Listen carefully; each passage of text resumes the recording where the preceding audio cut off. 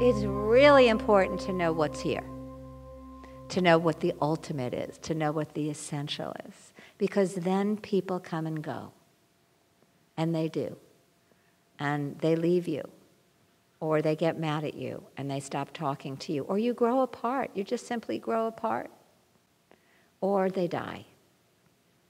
And that's what will happen sooner or later.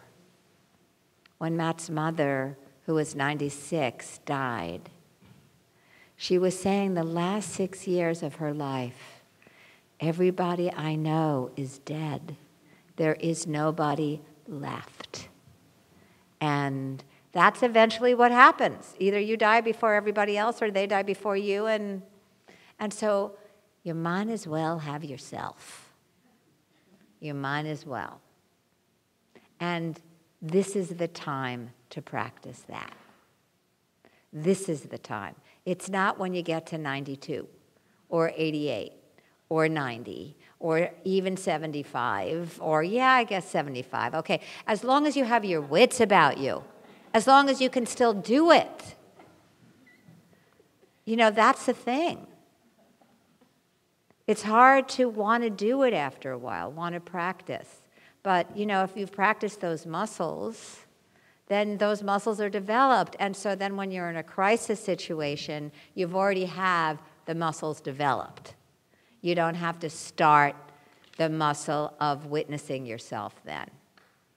I wrote about this in When Food is Love, and I've talked about this, but when one of the first Buddhist teachers I had was dying of heart failure, he said from his hospital bed, "It's really important that you practice now, because at this point, dying in a hospital bed, there's no opportunity to develop a practice. You only rely on the practices you already have, because you're living in an urgent situation then.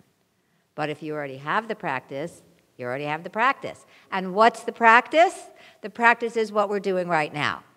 The practice is using what's ever here, your authentic portal, codependency, your relationship with food, what you see about your relationship with food, your anger, your bitterness, your resentment, the feeling of lostness that I had the other day, using that to enter yourself. Using that to see what the feelings are, and then to be able to hold the feelings. So that's the practice in 3 steps. Notice it, feel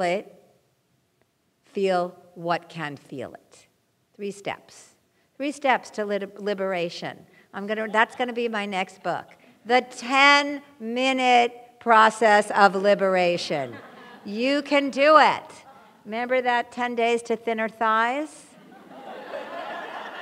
Remember that book? I'm going to write a book, 10 Minutes to Liberation.